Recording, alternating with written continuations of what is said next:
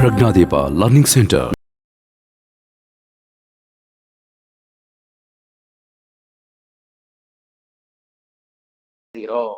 I'll leave this problem as a homework for you people to do. ಮಾಡ್ತೀರಾ? ಆ ಎರಡು number ಹುಡುಕೋದು ತುಂಬಾ easy. ಮಧ್ಯ 20 ಇದೆ, 100 ಬರಬೇಕು ಅಂದ್ರೆ 10 10 ಟನ್ ಟನ್ ಟನ್, ಏನೋ ಆಪ್ಷನ್ ಇಲ್ಲ. ಕರೆಕ್ಟಾ? Will you try that problem as a homework? Yes sir. Now understand, ಇಷ್ಟು ಕ್ವಾಡ್ರಾಟಿಕ್ ಈಕ್ವೇಶನ್ ನಾವು ಸಾಲ್ವ್ ಮಾಡಿರೋದ್ರಲ್ಲಿ ನಮಗೆ ಎರಡು observation very clear. What two observations? Please understand this concept carefully, students. I am drawing a not to scale figure. Two observations are very clear for us. One is there is a parabola which intersects x-axis. Here I am using the word intersect. There is a parabola which touches x-axis. Will you agree? ಇದಕ್ಕೂ ಏನ್ sir difference? ಇದು it is intersecting at 2 points, whereas this is touching at only 1 point. Usually students English ಅಲ್ಲಿ intersect at 1 point ಅಂತ ಹೇಳಲ್ಲ. Usually ಎರಡು lines ಇದ್ರೆ ಹೇಳ್ತೀವಿ they are intersect at 1 point ಅಂತ. Worst case it intersects at 1 point ಅಂದ್ರೆ ಅದು ಅರ್ಥ ಅದೇ. ಈಗ ಈ ಎರಡು ರೂಟ್ ಇದೆಯಲ್ಲ, are they different? Yes, why they are different? Because you are getting two different points on x-axis, correct? Here the two roots are same. So each situation alli enagtide, roots are different. Roots are different. Ee situation alli enagtide, roots are equal athwa same antanu baribodu. Correct? There is another situation.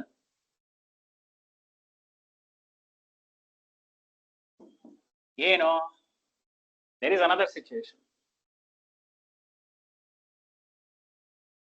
ಏನಾಯ್ತು? No touching. Correct? No intersecting. ಎಲ್ಲ ಅಲ್ಲೇ ಬಂದು ವಾಪಸ್ ಹೊಟ್ಟೋದ. ಇವನ್ aim ಏನಿತ್ತು? ಎರಡು ಸಲ X Axis ನ meet ಮಾಡಿ ಹೋಗೋಣ ಅಂತ ಮೀಟ್ ಮಾಡ್ದ. ಕರೆಕ್ಟಾ? ಇವನ್ ಏನಿತ್ತು? ಬಂದ ಪಾಪ, ಅಂದೇ ಸಾಕು ಗುರು ಅಂದ್ಬಿಟ್ಟು ಹೊರಟ್ಬಿಟ್ಟ. ಇವನು ಬರ್ಲೇ ಇಲ್ಲ, ವಾಪಸ್ ಹೊಟ್ಟೋದ. ದೂರದಲ್ಲೇ ಬಾಯ್. ಈಗ ನಮ್ಮ ಮೈಸೂರವ್ರು ನಾಳೆ ಆಷಾಢ ಶುಕ್ರವಾರ ಚಾಮುಂಡಿ ಬೆಟ್ಟ, ನನ್ ಕೇಳಿದ್ರೆ ಕೆಳಗಡೆನೆ ಬಾಯ್, ಹೋಗದೇ ಇಲ್ಲ ನಮ್ಮ ಮೇಲೆ.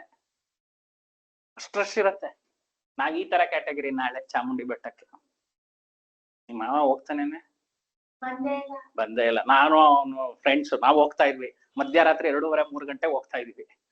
ಅವಾಗ ಅಟ್ಲೀಸ್ಟ್ ನೆಕ್ಸ್ಟ್ ಡೇ ಮಧ್ಯಾಹ್ನ ಬರ್ಬೋದು ಆಚೆ ಅಂತ ದೇವಸ್ಥಾನದಿಂದ. ಬಿಡಿ, ಅವಾಗ ಅಟ್ಲೀಸ್ಟ್ ಏನೋ ಒಂದು ಟಚ್ ಮಾಡ್ಕೊಂಡು ಬರ್ತಿದ್ವಿ. ಓಕೆ, ಈಗ ಈ ತರ ಸಿಚುಯೇಷನ್ ಅಲ್ಲಿ ಅಂದ್ರೆ they will not at all touch X Axis.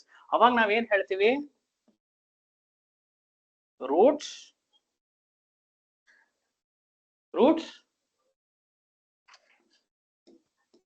does not exist. Yes, I heard the word inconsistent ಅಂತಾನು ಹೇಳ್ಬೋದು. ಯಾಕೆ? ಏನಿಲ್ಲ, ರೂಟ್ಸ್ ಇಲ್ಲ. ಅರ್ಥ ಆಗ್ತಿದ್ಯಾ ಹೇಳ್ತಾ ಇರೋದು? ಹಂಗಾದ್ರೆ ಇದೆರಡು consistent ಕೇಸಾ? Yes or no? Okay, because the word consistent and inconsistent is not only for pair of linear equations. Now ಎಲ್ಲಾ ಪ್ರಾಬ್ಲಮ್ ಹಂಗಂದ್ರೆ ಸಾಲ್ವ್ ಮಾಡೇ ಹೇಳ್ಬೇಕಾ sir? Roots are different, roots are equal, or roots does not exist ಅಂತ? ಖಂಡಿತ ಇಲ್ಲ students. Coefficients will help us to solve the problem. ಯಾರು help ಮಾಡ್ತಾರೆ? Coefficients. ಈಗ just recall pair of linear equations. Without drawing the lines, can you tell whether the lines are intersecting or coincident or parallel? Who was helping us? Coefficients. A1, A2, B1, B2, C1, C2 were helping us, correct? The same way, we will take the help of the coefficients. What are the coefficients of a quadratic equation? A, B, and C. Your ಮೂರು ಜನದ help ತಗೊಳ್ಳೋಣ. ಇವ್ರ ಮೂರು ಜನದ ಹೆಂಗ್ help ತಗೋಬೇಕು? ಸುಮ್ನೆ help ತಗೊಳಕ್ಕಾಗಲ್ಲ. You have to compute something called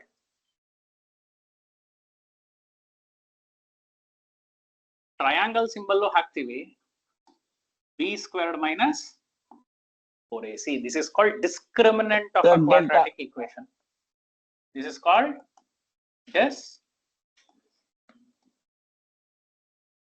discriminant of a quadratic equation.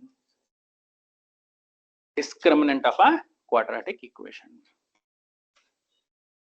ಈ ಡಿಸ್ಕ್ರಿಮಿನೆಂಟ್ ಹುಡುಕಿದ್ರೆ ಸ್ಟೂಡೆಂಟ್ಸ್ ನಾವ್ ಹೇಳ್ಬೋದು ರೂಟ್ಸ್ ಹೆಂಗಿರತ್ತೆ ಅಂತ. ಕೇಳೋಣ ಇವ್ರನ್ನ ಹೇಗಿರತ್ತೆ ಅಂತ.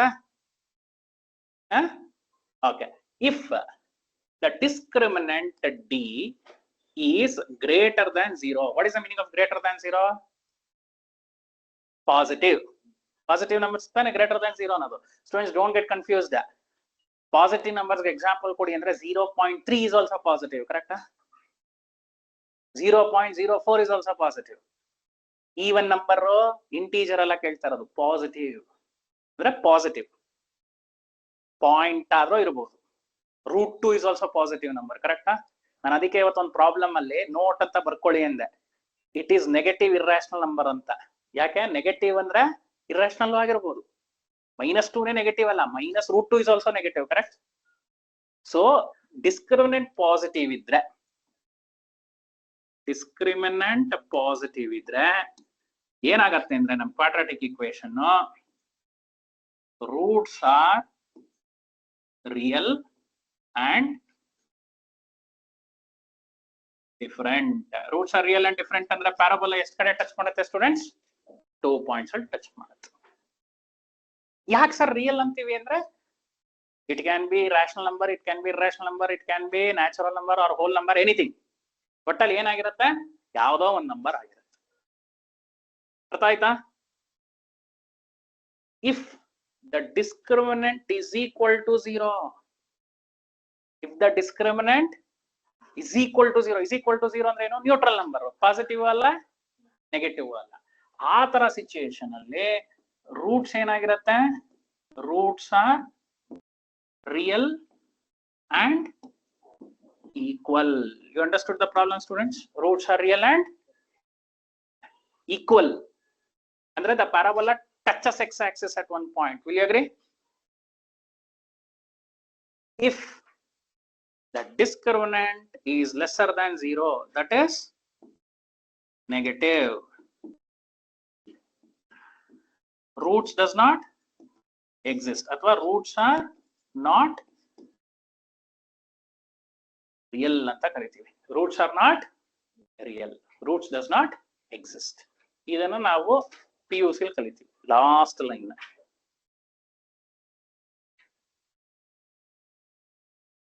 ಈಗ ನಾವು ಕಾನ್ಸಂಟ್ರೇಟ್ ಮಾಡಬೇಕಾಗಿರೋದು ಯಾವ್ದನ್ನ? ಡಿಸ್ಕ್ರಿಮಿನೆಂಟ್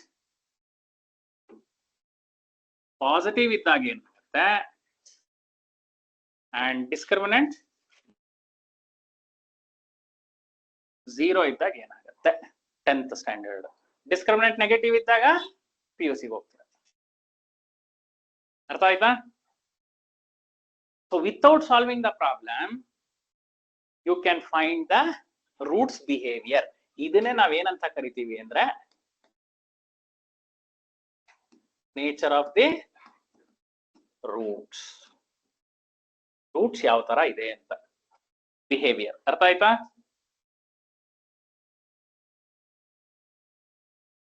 ನಾ ಯೂಶಲಿ ಹೆಡ್ಡಿಂಗ್ ಹೇಳ್ಬಿಟ್ಟು ಕಾನ್ಸೆಪ್ಟ್ ಹೇಳ್ತಿದ್ದೆ. ಕಾನ್ಸೆಪ್ಟ್ ಹೇಳ್ಬಿಟ್ಟು ಈಗ ಹೆಡ್ಡಿಂಗ್ ಏನು ಅಂತ ಹೇಳಿದೆ. ಅರ್ಥ ಆಯ್ತಾ?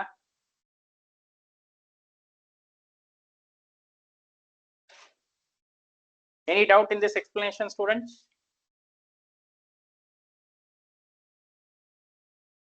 Any doubts in this explanation? No, sir. Concept ಅರ್ಥ ಆಯ್ತಲ್ವಾ? No, sir. Okay.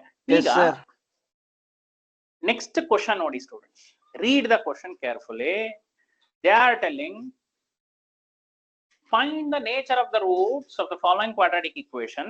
If the real root exists, find them.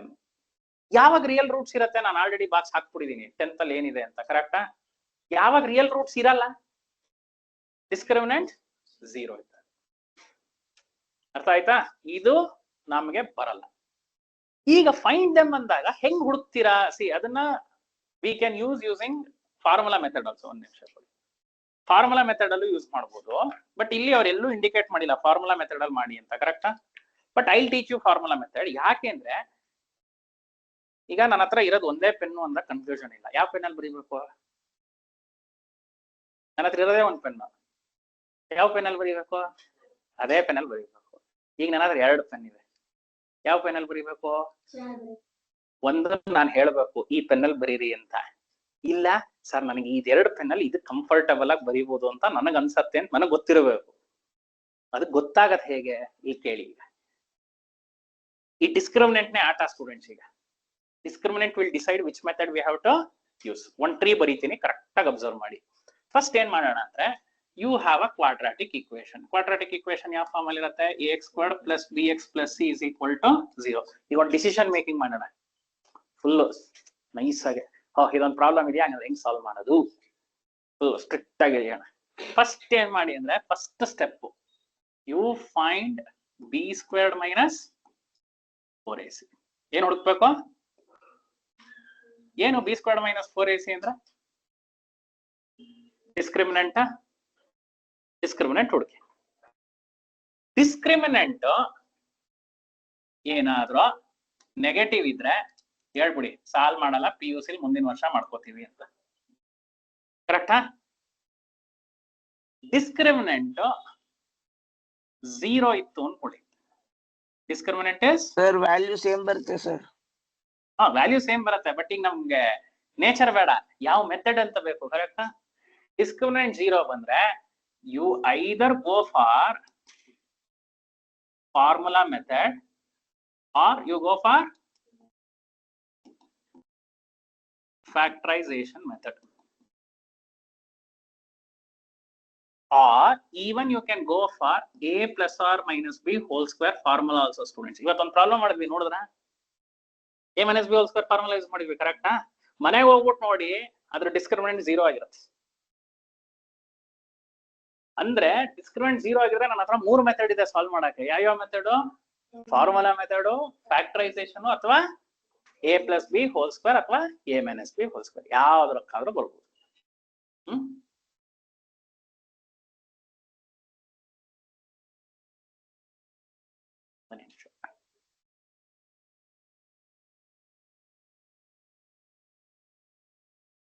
Okay, ಇದು ಅರ್ಥ ಆಯ್ತಾ? ಯಾವ ಡೌಟ್ ಇದೆಯಾ? ಚಾಪ್ಟರ್ ಆಗಿದೆಯಾ ಇದು ಕಾಲೇಜ್ ಸ್ಕೂಲಲ್ಲಿ? No sir. ಆಗಿದೆಯಾ?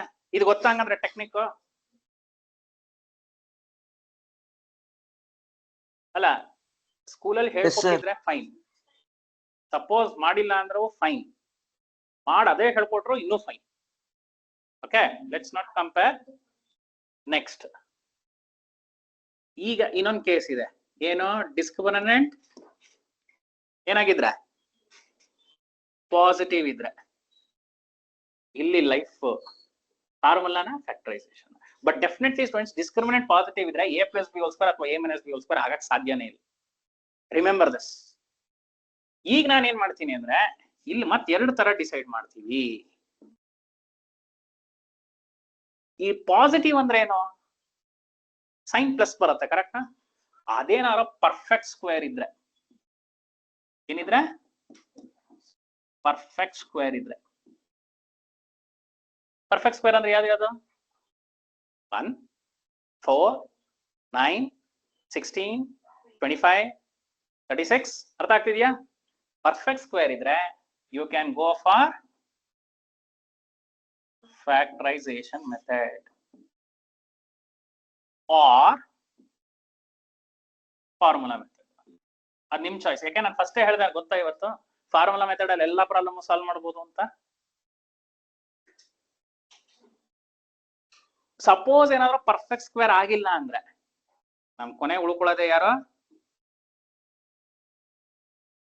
ಒಬ್ರೆ ದೇವ್ರು. ಯಾರ? Formula method.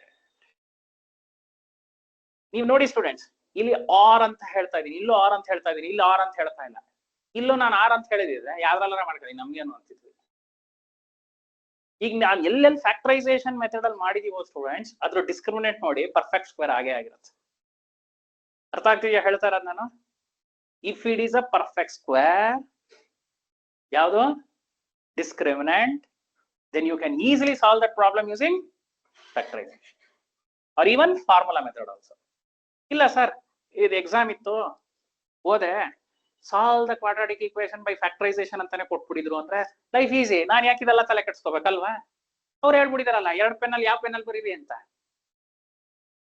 ಅವ್ರು ಕೊಟ್ಟಿಲ್ಲ ಅನ್ನಕ್ ತಾನೇ ನಾನು ಇದೆಲ್ಲ ಯೋಚನೆ ಮಾಡಬೇಕು. Are you understanding that students? So ಈಗಿಂದ ನಾವು ಕ್ಲಾಸ್ ಅಲ್ಲಿ ಮಾಡ್ಬೇಕಾರೆ ಈ ಚಾರ್ಟ್ ಇಟ್ಕೊಂಡು ಸ್ಟಾರ್ಟ್ ಮಾಡೋಣ ಸಾಲ್ವ್ ಮಾಡ್ಬೇಕಾರೆ. ಈಗ ನಾವೇನ್ ಮಾಡಿದೀವಿ? ಇದನ್ನ ಕಲ್ತ್ಕೊಂಡ್ವಿ, ಕರೆಕ್ಟಾ? ಇದೆರಡು ಕಲ್ತ್ಕೊಂಡ್ವಿ, ಈ ಫ್ಯಾಕ್ಟರೈಸೇಷನ್ ಕಲ್ತ್ಕೊಂಡ್ವಿ. ಈಗ ಫಾರ್ಮುಲಾ ಮೆಥಡ್ ಹಂಗಂದ್ರೆ ಹೆಂಗೆ? What is that formula? I'll explain you that.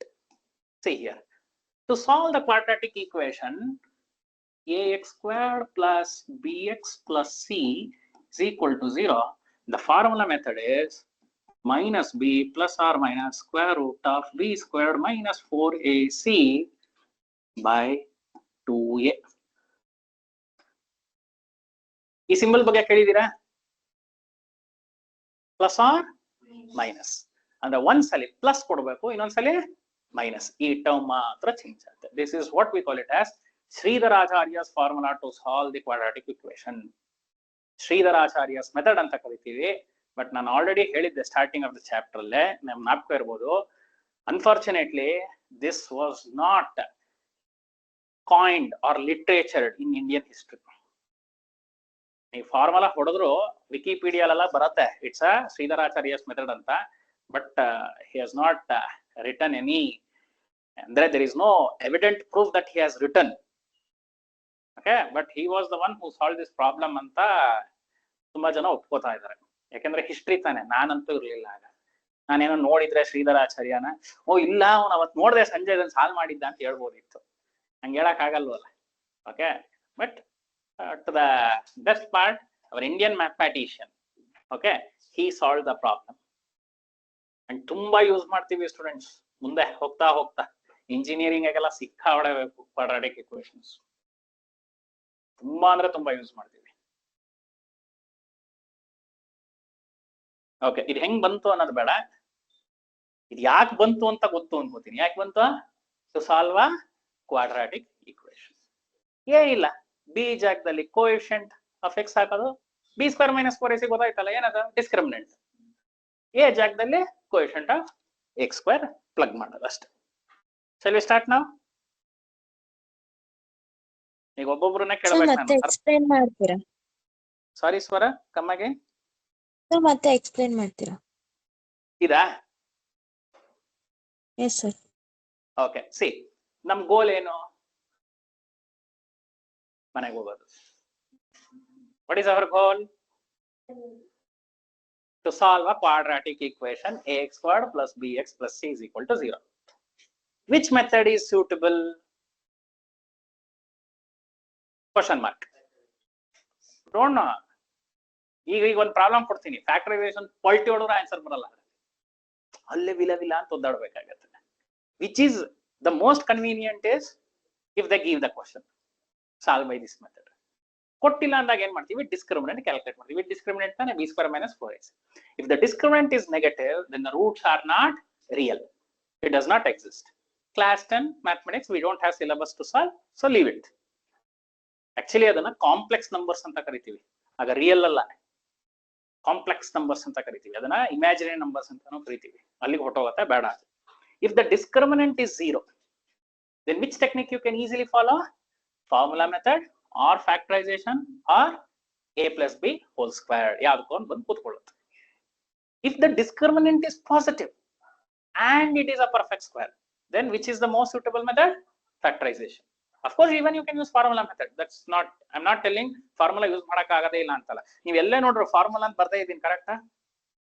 If the discriminant is positive and non-perfect square, then which is the better method? Formula. ಅರ್ಥ ಆಯ್ತಾ? ಸೊ ಈಗ ನಾವು ಏನ್ ಮಾಡೋಣ ಅಂದ್ರೆ ಸುಮ್ಮನೆ ಸಾಲ್ವ್, ಯಾಕೆ ನೆಕ್ಸ್ಟ್ ಕ್ವಶನ್ ಅದೇ ತಾನೇ ಇರೋದು, ಸಾಲ್ವ್ ಅಂತ ಕೊಟ್ಬಿಟ್ಟಿದ್ದಾರೆ ಅಷ್ಟೇ, ಮೆಥಡ್ ಹೇಳಿಲ್ಲ. ಯಾವ್ದು ಬೆಸ್ಟ್? ಇದನ್ನೊಂದ್ ಸ್ವಲ್ಪ ನೋಡ್ಕೊಂಡ್ಬಿಡೋಣ. ಅವಾಗ ನಮ್ಗೆ ಏನಾಗತ್ತೆ? We will understand